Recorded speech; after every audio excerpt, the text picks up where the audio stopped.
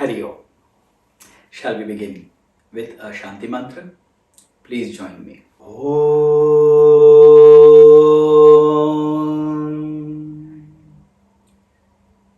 Samasta Jana Kalyane Niratam Karunamayam Namami Chinmayam Devam Sadgurum Brahma Vidvaram. Om Sahana Bhavatu Sahana Bhunaktu Sahaviryam Karavavahai Tejasvinavadhitamastu ma vidvishavahai. Om Shanti Shanti Shanti. Hari Om Shri Gurubhyo Namaha. Hari Om. The Pratignya Vakya gave us the information that Atma Satyam Tadanyat Sarvam Mithyeti. Atma, the self, alone is true. Rest, everything else is mithya, means false.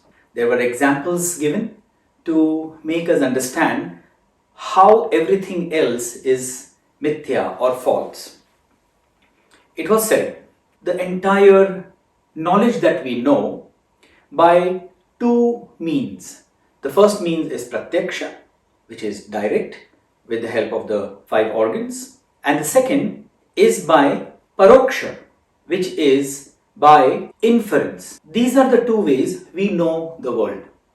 We further explained that since the knowledge that we are gaining through the five senses or by inference, all that knowledge that has been collected is transient, is that which is impermanent, which is not the same. It keeps changing.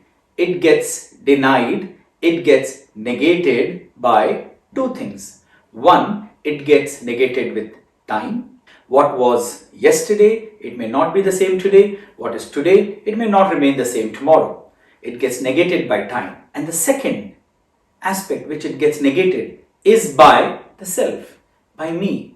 I negate everything else.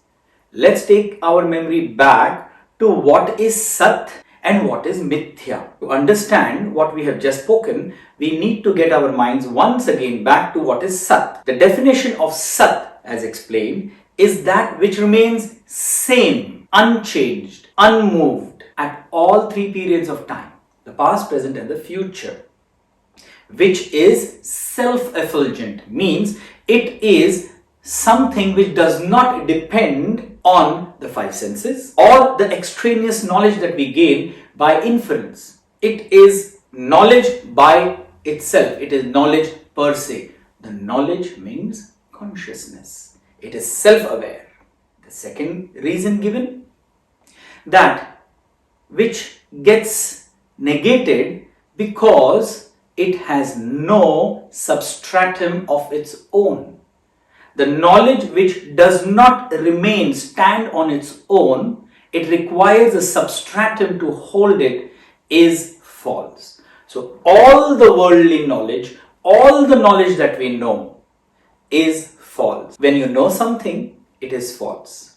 Sir, I think you mean to say when you know something that is true. No. I genuinely mean when you know something, that means it is false. Why? Because just now we explained that all the knowledge when we gain with these two mediums, either by pratyaksha, direct knowledge, or by paroksha, that is with knowledge which is inferred to, are not permanent, they are transient, they are ephemeral, and therefore they are not having their own substratum. They are superimposed. They appear and therefore they are seen, and that is the reason they are all false. I, the consciousness, am the sakshi, the witness of all this. All the knowledge passes in front of me. For me to know myself, I don't need any other means. I am the substratum upon which this knowledge is happening. Not that I am a inferred knowledge. For example, if I were to deny my own existence, then the question would be asked, who is denying the existence? Because we have spoken about this. To deny something or to falsify something, you need the truth. Means there has to be something which is true to deny something which is false. So if you deny the self, who is denying the denier?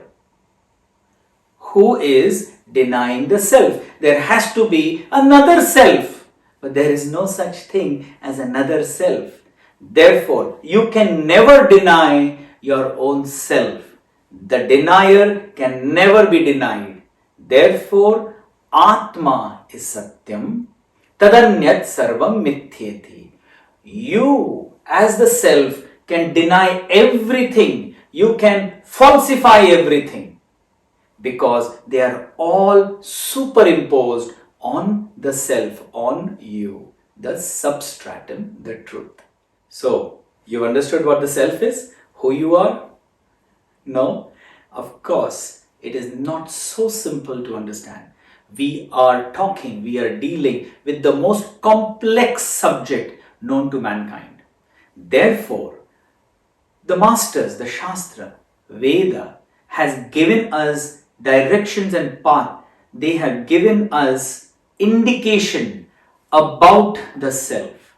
As beautifully Gurudev has said, defining the self is defiling the self, because it is impossible to define something which is beyond the conception of the mind, of the intellect. How can we even think that it is possible to explain something which is beyond the cognition of your understanding? Still, the great masters, out of pure love and compassion for mankind, they tried their best to explain from what their experience of the self in the words that we could understand. And hence the following statement that we are going to study is a definition which comes closest to explaining in words what the self is, what we truly are.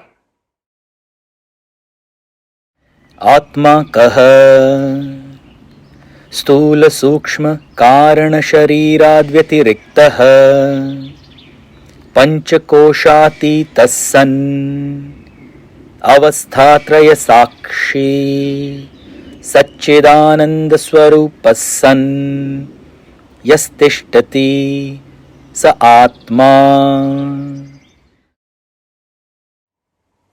Here is the most complex definition given for Atma, for the self. Let me jog your memory to the session which we had last time, where we explained how Adi Shankaracharya has made an attempt to explain what definition is.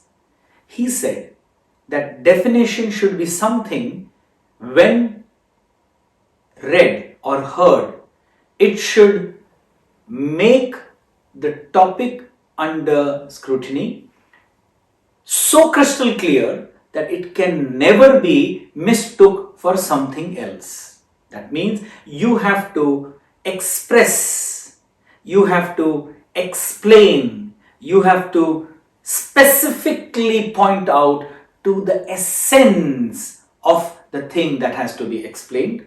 At the same time, you have to also negate and say what it is not. So, on one hand, you have to define what it is not, and on the other hand, you have to define what it is in its essence, intrinsically what it is. This is exactly what this statement has done. Let me once again say the statement. Sthula, Sukshma, Karana, Sharirad, Vyatiriktah. Vyatiriktah means beyond. What? Sharira, bodies. How many bodies? 3 bodies. Sthula, the gross body. Sukshma, the subtle body. And third, the Karana Sharira, the causal body. Of course, we are going to take each one of them and discuss them in detail in the following sessions. But understand, there are 3 bodies. What? One body is only difficult to maintain. We have 3 bodies. This is exactly what happens to us. We think we know our own self so much. Leave alone knowing our true self. We don't even know our bodies in the way we should know. And this is why Shastra Jnana, the way Vedas, the Shastra trains the mind, teaches the mind, it tells about itself first in detail, so clearly that you can never mistake yourself for anything else. So first, Sthula, Sukshma, Karana, Sharira, Vyatirikta. It is that which is beyond these 3 bodies. What are we talking about? The self. So it is denying that it is these 3 bodies. Then it says it is the Panchakosha Atita. Atita means beyond. Kosha means covering, sheets. Pancha, 5. So there are 5 kinds of sheets. We are saying the same thing but in 2 different ways. In the same way, 3 bodies now are explained in a different way, which is called sheets or cover. First one is Annamaya Kosha. So the gross sheet. Second, the Pranamaya, Manomaya and Vijnanamaya. Pranamaya, the physiological sheath. Manomaya, the mental sheath. And Vijnanamaya, the intellect sheet.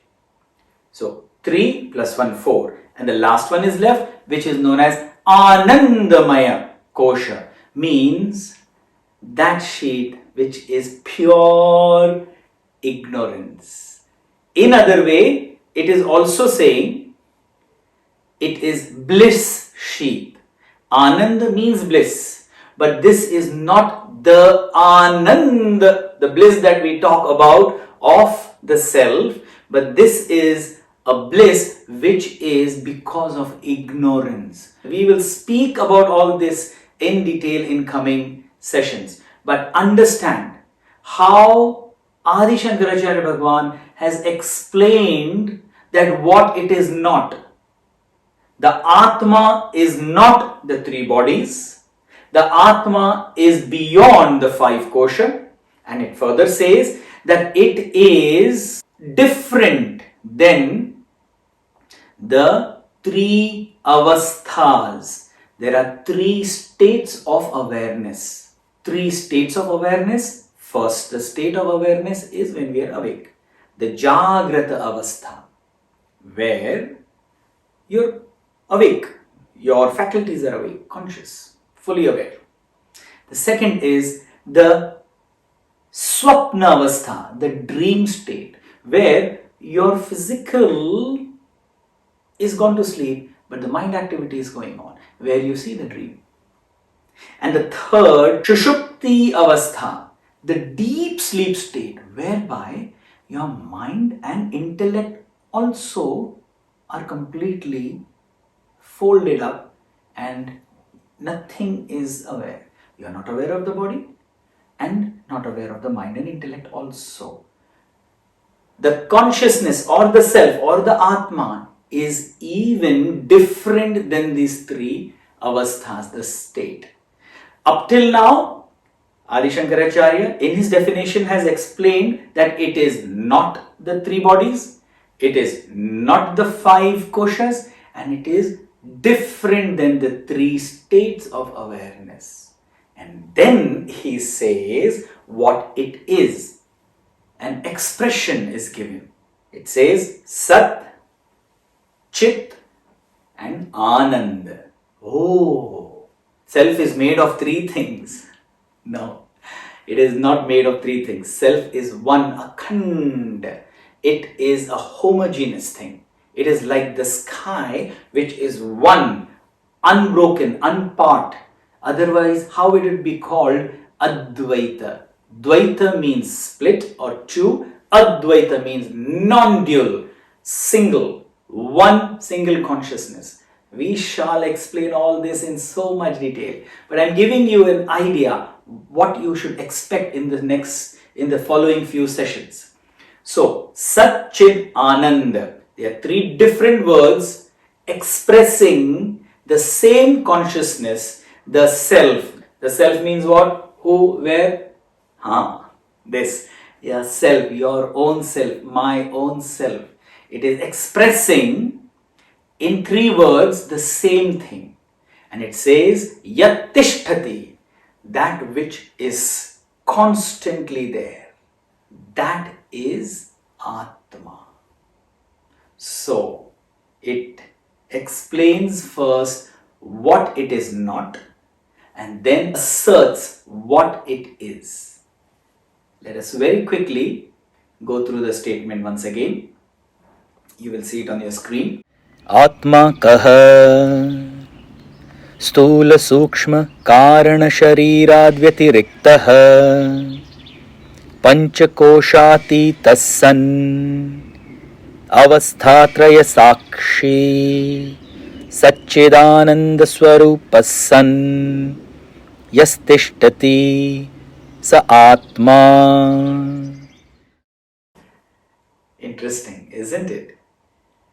Today we take a Madhya Viram over here, but in the following sessions we shall look at each and every word and try to decode what the Shastra is indicating to.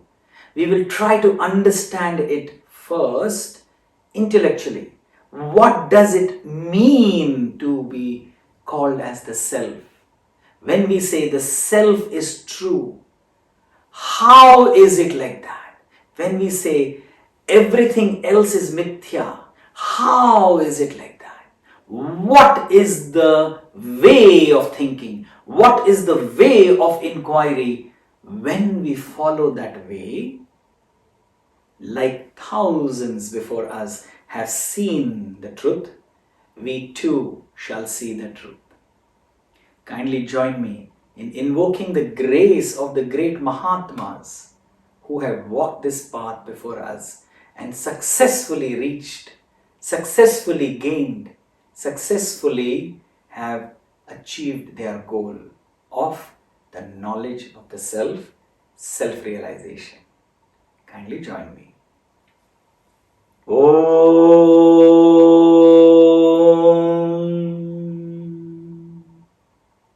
Purnamada Purnamidam Purnat Purnamudachyate Purnasya Purnamadaya Purnameva Vashishyate. Om Shanti Shanti Shanti. Hari Om Shri Gurubhyo Namaha. Hari Om.